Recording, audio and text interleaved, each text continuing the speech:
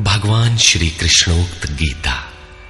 तरह तरह की पूजा पद्धतियां, परस्पर विरोधी संगठन धर्म के नाम पर प्रचलित हैं, जबकि धर्म का लक्ष्य है एक परमात्मा की शोध। कल्याण स्वरूप वो परमात्मा एक है, उसे प्राप्त करने की निश्चित क्रिया का पालन धर्म है। जब परमात्मा एक है, उसे प्राप्त करने की क्रिया एक है, तो बहुत से पंथ क्यों?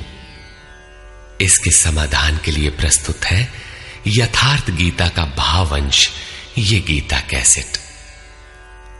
धर्म के सरल स्वरूप और उसकी प्राप्ति हेतु निर्धारित क्रिया का क्रमबद्ध तथा पूर्ण विवरण योगेश्वर श्री कृष्णोक्त गीता है।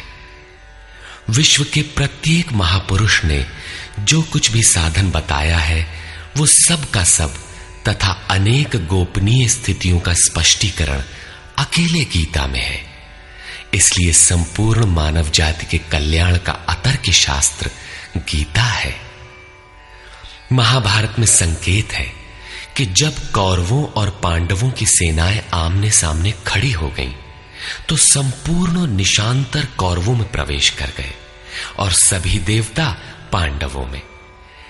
इस कथन से महर्षि व्यास ने स्पष्ट कर दिया कि गीता के सभी पात्र देवता या असुर हैं तथा प्रतीकात्मक हैं। प्रत्येक मनुष्य के अंतःकरण में दैवी और आसुरी दो प्रकृतियां अनादिकाल से हैं।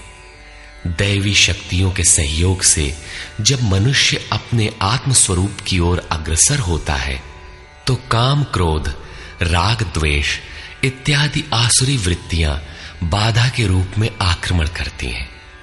उनका पार पाना ही वास्तविक युद्ध है। अर्जुन श्रेय के लिए विकल था। उसकी दृष्टि में श्रेय का उपाय था कुल धर्म, पिंडोदक क्रिया, वर्ण संकर से बचाव, कुल क्षय से बचने के लिए युद्ध न करना इत्यादि। मात्र इतनी सी शंका के समाधान हेतु भगवान को उसे 18 अध्याय गीता समझानी पड़ी। अंत में पूछा कि क्या तेरा मोह नष्ट हुआ?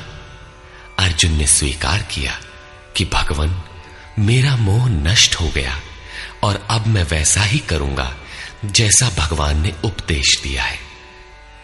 वस्तुतः ये केवल अर्जुन की शंका नहीं थी, बल्कि मानव मात्र की शंका है कि श्रेय क्या है, उसे कैसे प्राप्त करें। इसलिए स्त्री पुरुष, आबाल वृद्ध, मानव मात्र के लिए गीता के 18 अध्याय का अनुशीलन एवं नियमित पाठ नितांत आवश्यक है, जिससे ब्रह्म विधि की स्मृति सृजित रहे तथा बच्चों में भी इन कल्याणकारी संस्कारों का सृजन हो सके। इस गीता ज्ञान के बिना कोई भी मनुष्य उस ईश्वर के पथ पर नहीं चल सकता। अक्षय सुख, शाश्वत शांति, लोक में समृद्धि तथा मूल शंका समाधान हेतु इन कैसेटों का संकलन किया गया है। इसके नियमित श्रवण से संपूर्ण परिवार तथा स्वजन समुदाय को सुसंस्कृत करें। संसार में कहीं भी मनुष्य हो, उसके लिए गीता सदैव अमृत वाहिनी है। गीता आपका शास्त्र है। गौरव का विषय है कि 5000 वर्ष से भी अधिक अंतराल के बाद श्री कृष्ण का यथार्थ गायन आपके सम्मुख है। जन्म जन्मांतर की रूढ़ियों से ग्रस्त मस्तिष्क को स्वच्छ कर चिंतन के प्रशस्त पथ पर चलने के लिए इन कैसेटों का प्रसारण